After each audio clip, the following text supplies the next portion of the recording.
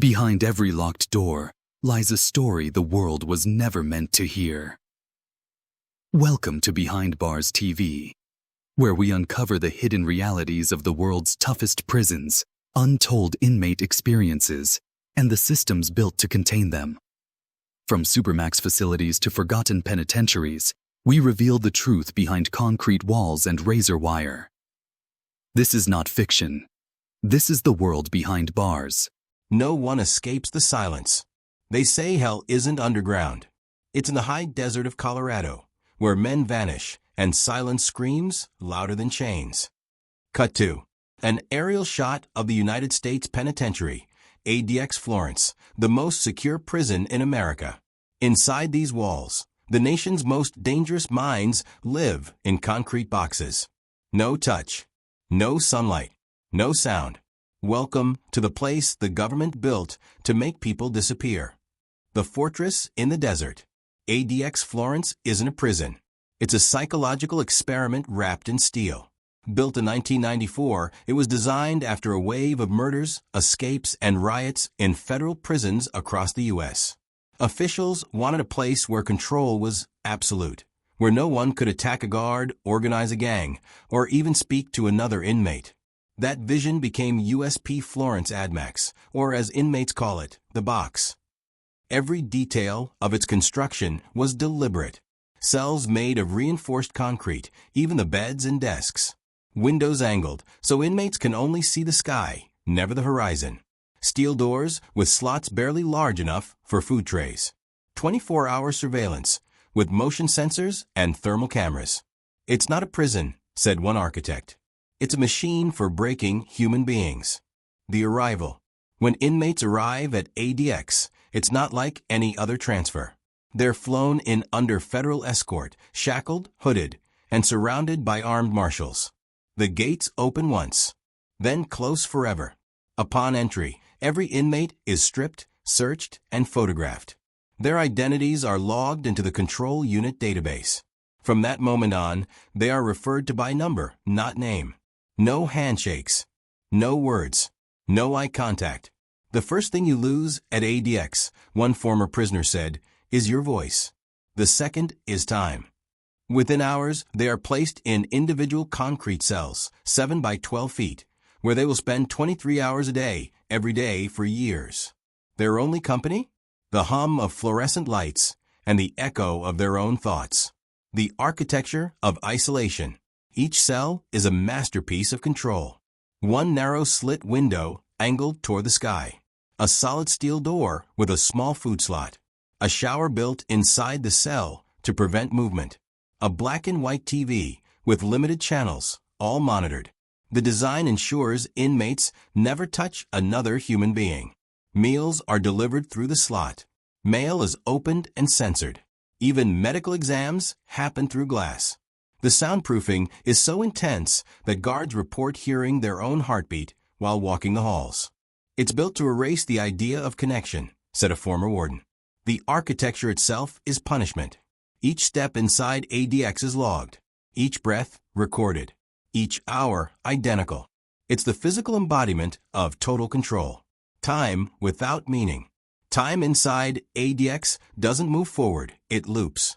Prisoners wake at 6 a.m. to lights automatically turning on. They eat breakfast alone, lunch alone, dinner alone.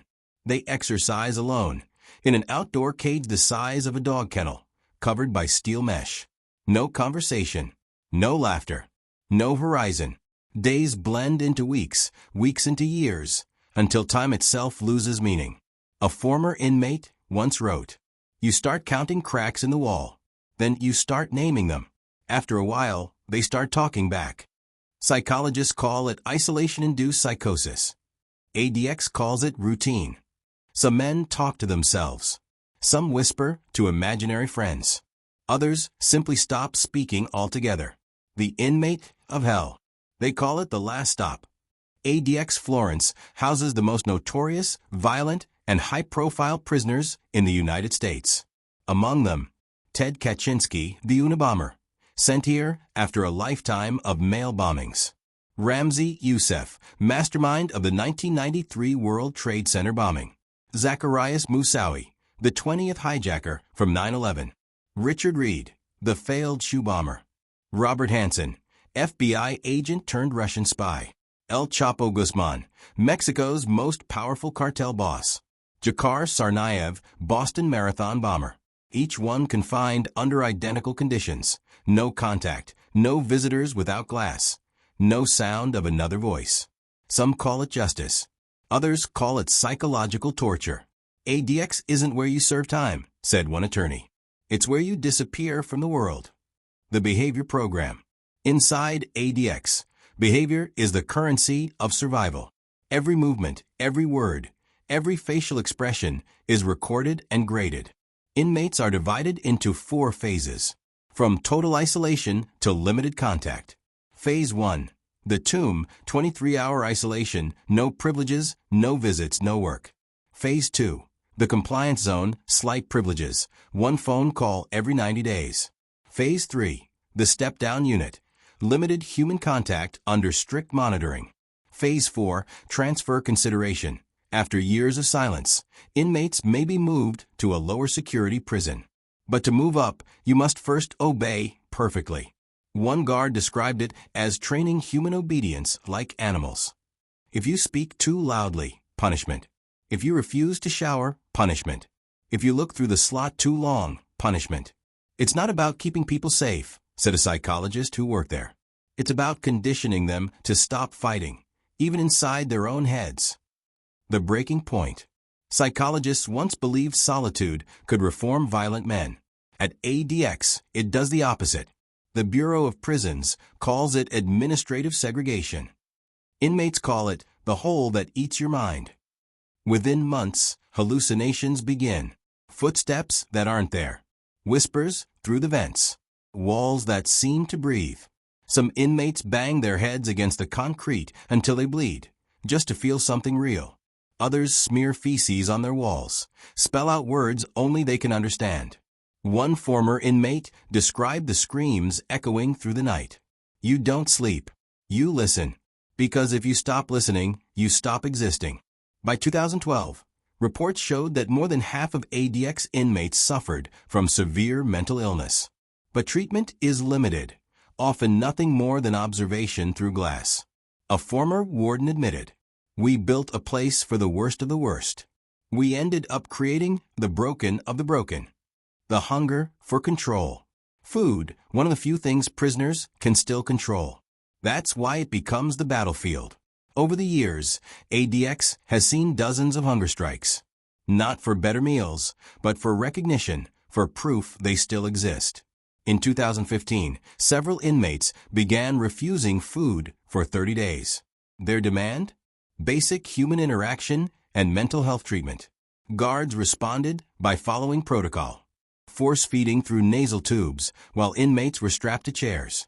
It was, as one lawyer called it, a clinical form of punishment. And yet, even as bodies weakened, the hunger continued. Because inside ADX, refusing to eat is the last act of rebellion left. One inmate wrote in a smuggled letter, "They took my world, my name, my future. But they can't take my choice to starve." The laws of hell. For decades, ADX operated in silence until the lawsuits began. In Rizak versus Federal Bureau of Prisons, inmates claimed that indefinite isolation was cruel and unconstitutional. In Ashker versus Governor, the fight from California's Pelican Bay spread to federal facilities, forcing the world to look inside the control units. Lawyers compared ADX to a psychological torture lab. Human rights organizations described it as a clean version of hell. The UN Special Rapporteur on Torture stated in 2011, "Prolonged solitary confinement, beyond 15 days, constitutes psychological torture. Most inmates at ADX spend years, sometimes decades alone." When questioned, Bureau officials defended the design. It's not punishment, it's protection. But protection from what? The answer is chilling. From the outside world, from the media, from empathy. The men who vanished. There are no funerals in ADX Florence. When men die here, their names rarely leave the concrete. Some commit suicide by swallowing batteries, razor fragments, or plastic from their trays. Others slowly fade from hunger or madness. Their remains are cremated, their ashes mailed to families who haven't seen them in decades.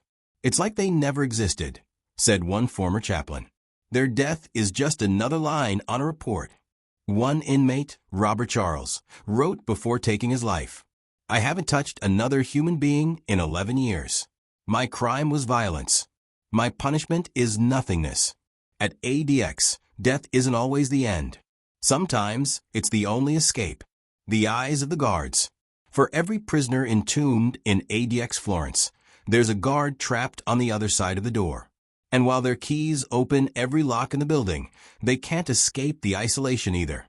The same silence that breaks inmates begins to infect the staff. No laughter, no conversation, no sound, just observation. Officers spend entire 12-hour shifts watching monitors.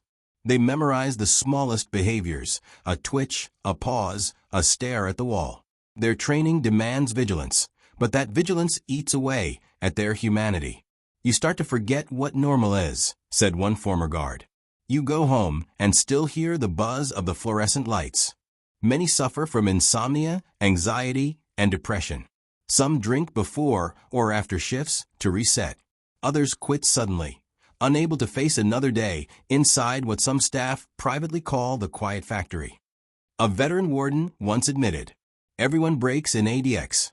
Some just get paid to do it slower." The invisible war. Inside ADX, war isn't fought with weapons. It's fought with silence. Inmates find ways to communicate using tapping codes, reflections, or the air vents. They share jokes, warnings, and sometimes plans. Every whisper becomes an act of rebellion. Guards know it's happening, and the war begins.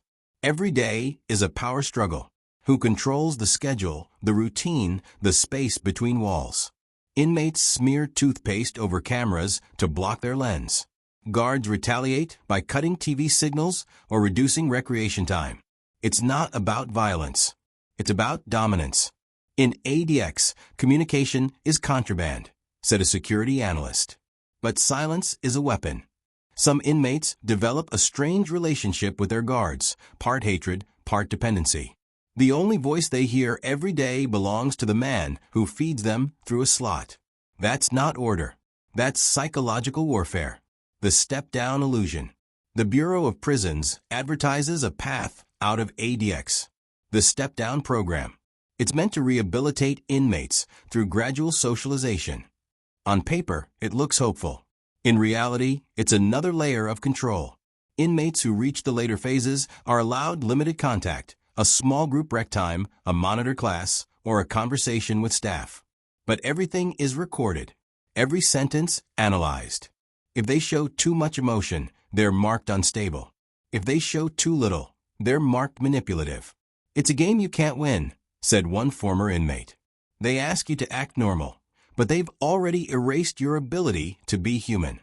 Even those who make it out often transfer to medium security prisons, where the noise, chaos, and movement are so overwhelming that they beg to go back. Freedom doesn't feel like freedom anymore. It feels like panic. Psychologists call it institutionalization, a mind so conditioned by control, it can't function without it. We built a place to destroy monsters, said one guard. Instead, we build a place that creates them. The reforms that failed. After years of lawsuits and global criticism, the government promised reform. More therapy, better oversight, improved mental health access. But as one whistleblower said, you can't fix a cage by painting it. In 2016, the Department of Justice reviewed solitary confinement policies, pledging to reduce its use in federal prisons. By 2018, reports showed that ADX still kept hundreds of men in near total isolation, some for over a decade. Why? Because ADX isn't broken. It works exactly as designed. Reform threatens control, said a former BOP official. And control is the whole point. Even today, inmates describe conditions almost identical to the 1990s. The same routines, the same walls, the same silence. The only real change is the language. Segregation became restricted housing. But the experience remained hell. You can rename a coffin, wrote one prisoner, but it's still where you go to die. The ghosts of the Rockies. The wind howls like a voice. When you stand outside ADX Florence, the silence feels alive. Locals say that when the wind shifts, you can hear faint echoes, screams that blend with the mountain air. Of course, that's just folklore. But inside, the ghosts are real. Not spirits, memories. Of men who vanished in silence. Of guards who couldn't sleep. Of psychologists who walked away, saying, "I can't fix what's built to break." ADX Florence wasn't created to hold monsters. It was created to perfect the art of control. And in doing so, it became something even darker. A mirror. Hell isn't a place, said a former warden. It's a system. And we built it ourselves. The desert keeps its secrets. The prison keeps its silence. But the ghosts, they never really leave. The Fall of a Mind. Ted Kaczynski's last days. He was once the world's most feared recluse. A man who waged war on technology from a cabin in Montana. The Unabomber Ted Kaczynski became one of ADX Florence's earliest and most infamous residents. When he arrived in 1998, journalists called it poetic justice. The man who hated systems was now trapped in one. For 25 years, he lived in a cell the size of his cabin. He wrote letters, read philosophy, and refused interviews. But even the man who believed in solitude eventually broke under enforced silence. In June 2023, Ted Kaczynski was found dead in his cell. The Bureau of Prisons called it an apparent suicide. But his death wasn't sudden. It was the final note of a life already buried alive. One former psychologist at ADX described Kaczynski's decline. He was logical, intelligent, articulate, until the silence hollowed him out. His death reignited debates around solitary confinement worldwide. Was it punishment or execution without a rope? Even the UN responded. This is what happens when human beings are confined in boxes for decades, one spokesperson said. The Unabomber's end wasn't a scandal inside ADX. It was just another quiet morning. El Chapo and the Cage of Kings. When Joaquin El Chapo Guzman, leader of the Sinaloa cartel, was extradited to the U.S. in 2017, authorities knew there was only one place fit to hold him, ADX Florence. After escaping 2 high-security Mexican prisons, El Chapo's transfer was a message to the world. No one escapes from here. For the first time, the King of Tunnels found himself buried in a mountain of steel. His cell was soundproof, windowless, and monitored 24/7 by multiple agencies. Even his lawyers met him through glass, every word recorded. They built this place for men like me, El Chapo reportedly told his attorney. But even hell has air. He was placed under special administrative measures, SAMs, meaning he could not speak to anyone except his lawyers. No phone calls, no letters, no voices. To the outside world, he vanished. But inside ADX, whispers spread, El Chapo's ghost walks the halls. For guards, his presence was both a trophy and a curse. Security doubled, routines tightened, and the paranoia grew. Even the guards were watched. It's strange, said one officer. You're guarding the world's most dangerous man, but you're the one who feels trapped. El Chapo's empire may have ruled continents. But in Florence, power means nothing. Everyone, king or killer, answers to the same silence. Survivors of the box. Few men ever leave ADX alive, and fewer still speak after they do. But those who did have one thing in common. Their voices sound haunted. One ex-inmate, moved after 14 years in solitary, described the moment he first saw a tree again. I cried. I didn't know why. It wasn't the tree, it was the space around it. I hadn't seen space in so long. Another said he couldn't sleep in a normal bed. It felt too soft. He couldn't talk to people without panicking. He would wake at 3 a.m. expecting lights to turn on automatically. That's what psychologists call institutional reprogramming. The brain reshapes itself around isolation until freedom feels like chaos. ADX doesn't just break the violent, one former warden admitted. It erases the human blueprint. Even the lucky ones, those who left, carried ADX inside them forever. They said the silence follows them. Sometimes in their dreams, sometimes in the mirror. One man described it best. They told us this was the end of a line. But they were wrong. The line just moved inside us. The myth of escape. Every prison has its myths. ADX has one. No one escapes. The truth is, no one ever has. The architecture makes it mathematically impossible. Even if an inmate somehow breaks the steel door, he still faces 3 more layers, each sealed by motion sensors, locked corridors, and sniper towers. But escape at ADX isn't physical. It's psychological. Some inmates create imaginary worlds. Others memorize books line by line until they can recite them word for word. Some build lives inside their minds so vivid that when they close their eyes, they're somewhere else. That's the only way to survive, said one prisoner. You don't break out, you break in. There's a saying among staff. You don't die at ADX. You dissolve. The price of perfection. When the Bureau of Prisons built ADX Florence, they called it the solution. A place for the worst of the worst, the untamable, the violent, the impossible. And in one sense it worked. There are no riots here, no escapes, no chaos, only silence. But that silence came at a price. The price was humanity. Every door that locked a killer also locked away compassion. Every cell designed to hold danger became a mirror showing what control does when left unchecked. In the end, ADX Florence became a paradox. A prison that keeps America safe by teaching it what fear looks like when it wears a uniform. Welcome to hell, said one former guard. But remember, it's a hell we build ourselves. As the screen fades to black, the faint echo of steel doors closing one by one fills the silence. Until there's nothing left. What you just saw is more than a story. It's a reality lived by thousands behind bars. If you believe in uncovering the truth, the kind hidden behind concrete walls and silence, then join us. Subscribe to Behind Bars TV and never miss a chapter in the world's most dangerous stories. Until next time, stay aware, stay informed, and remember, freedom and confinement are sometimes only a wall apart.